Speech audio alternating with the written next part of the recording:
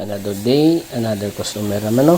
Another aircon series. Meron pa tayo dito na isang aircon na split type na higher, no? Magaling nung gumawa nito ng design, no? Kasi nakita niya yung paano maglinis, no? Mag after sales, yung linisan yung aircon, madali lang. Yung tanggalin yung fan blade sa aircon, no? Set na yung pagkatanggal yan, no? Set na, magaling talaga yung nang-design nito. Thank you. Para hindi na tayo mahirapan na maglinis. Ka-repair man, no?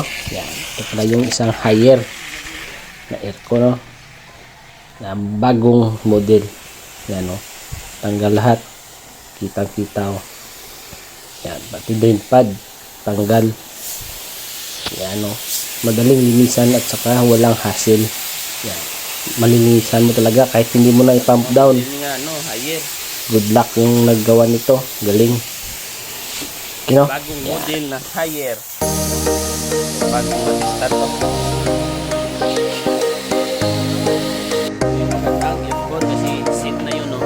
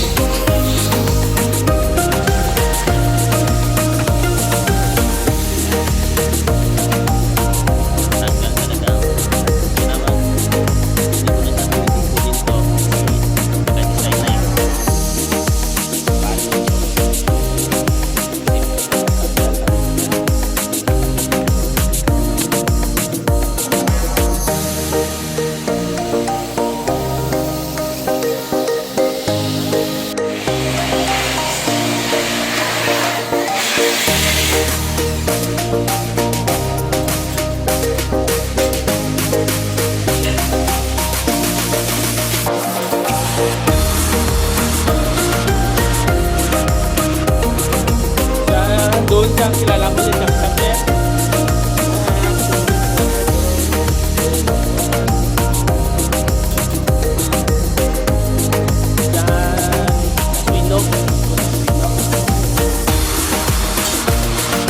Tsaka ito naman yung kulin, no? Yung bagong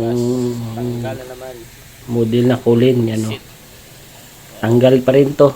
Yung ito ya, tanggal talaga drain pad at saka likod ng aircon, no? Ito yung binahayan ng honeybee. Kasi ang butas niya hindi natakpan, no? Yan, no? Honeybee. Kulin rin ito, no? Split type. Maganda rin paggawa.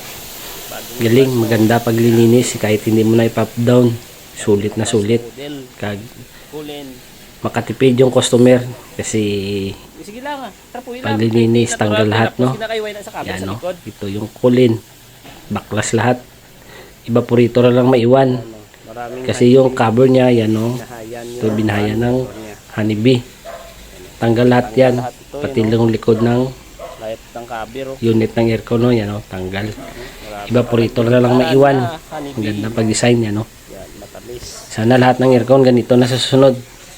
Para madaling maglinis. Tanggal lahat. Saka wala nang problema sa pump down.